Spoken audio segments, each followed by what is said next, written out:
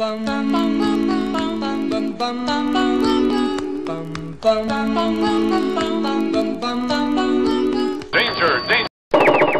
That does not compute. Danger, danger. Does not compute. The pain. We're talking this week about some of the questions raised by the prospect of cyber war, computers fighting computers. It turns out the questions are very similar in some ways to the questions raised by conventional war. What's fair? What's not? What is legal under the laws of war? What is a war crime? NPR's Tom Gjelten is our guide through this subject and joins us once again. Tom, good morning. Good morning, Steve. Now, you suggested yesterday that the United States wants to find some way to apply the laws of war to cyberspace. There's also a question we're going to consider this morning, which is, I guess, disarmament. The U.S. tries to get countries to give up nuclear weapons. They also want to try to get countries to give up their hackers and evil computer programs? Well, actually, Steve, there's a little bit of a paradox here. You're right. The U.S. government is essentially in favor of applying the law of war to a cyber conflict, but it has long been opposed to the idea of cyber arms control. Why? A big reason is because of the way cyber disarmament has been framed. Governments have very different ideas of what a cyber weapon is, and therefore they have different ideas of what disarmament should involve. We can begin with what's happening at the International Telecommunications Union. It's actually a United Nations agency, probably best known these days for its supervision of international telephone calls. You know, it's the ITU that came up with country codes. But in a meeting last fall, the ITU Secretary General Hamadoun Touré let it be known he wanted his organization to take on a new problem, cyber war. As you well know, the next world war could happen in the cyberspace, and that will be a catastrophe. Actually, we don't know for sure what a cyber war would be like because we've never really had one, but Mr. Touré thinks the ITU could keep one from happening. We need to make sure that by the end of next year, we broker a global agreement in which every country commits itself not to attack another country first. The International Telecommunications Union as the broker of a worldwide cyber peace agreement.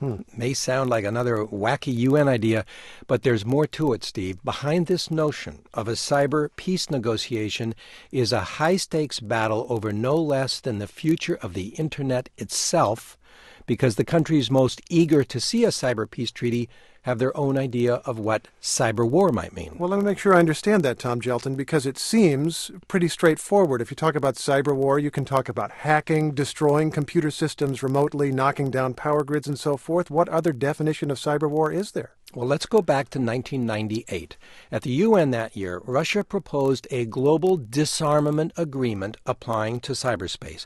But the Russians were not focused on stopping sneak attacks on computer networks. They were talking about the need for information security. They worried the Internet was making it so easy for people to communicate that a government could use the Internet to start a battle of ideas and challenge another country's political system. The Russians actually revived an old Soviet term, ideological aggression. At a UN conference in 2008, Sergei Korotkov of the Russian Defense Ministry argued that any time a government promotes ideas on the Internet with the goal of subverting another country's government, even in the name of democracy, it should qualify as aggression that would make it illegal under the UN Charter. He spoke through an interpreter. Practically any information operation conducted by a state or a number of states against another state would be qualified as an interference into internal affairs. So any good cause, like promotion of democracy, cannot be used as a justification for such actions. And this is what the Russians would like to see in a cyber arms control agreement. Limits on what ideas governments allow on the Internet. And they're not alone. James Lewis of the Center for Strategic and International Studies has served as a consultant to the UN Disarmament Institute. In his work there, he has seen firsthand how many governments share the Russian view. The thing that really unites them is their desire to control information, to control content. And so they see information as a weapon. An official from one of those countries told me Twitter is an American plot to destabilize foreign governments. That's what they think. And so they're asking, how do we get laws that control the information weapon? The Russians have introduced their cyber disarmament proposal at the UN each year since 1998. Last year, they got an even sharper version approved by the Shanghai Cooperation Organization, which includes China and 4 Central Asian countries as well as Russia.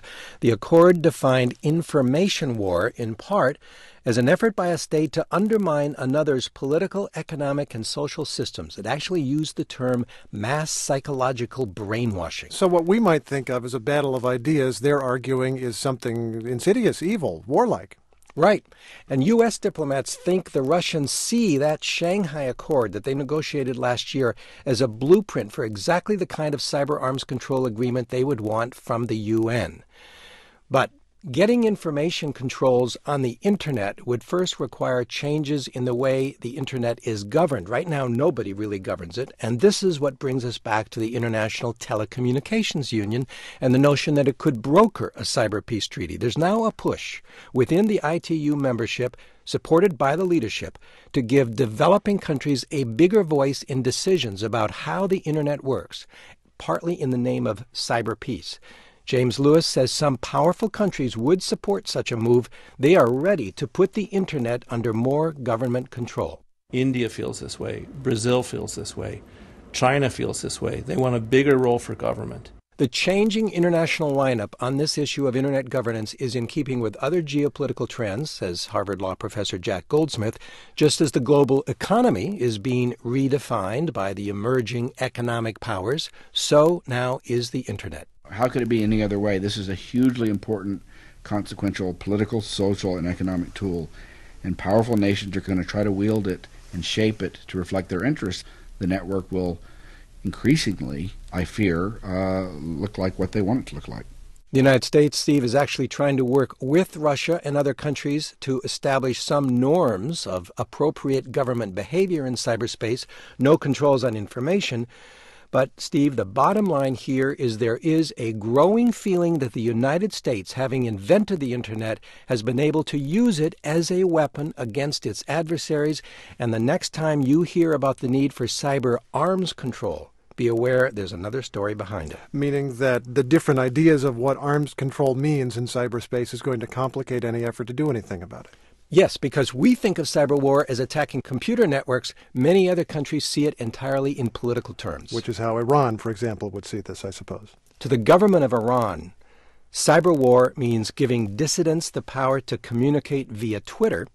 And Steve, with all these differences in views of what cyber conflict involves, you can be sure it will take a while to work out any new rules that would apply in this domain. Tom, always a pleasure to see you. Good to see you, Steve. NPR's Tom Gjelten. This is NPR News. Here's a hint for you geniuses out there.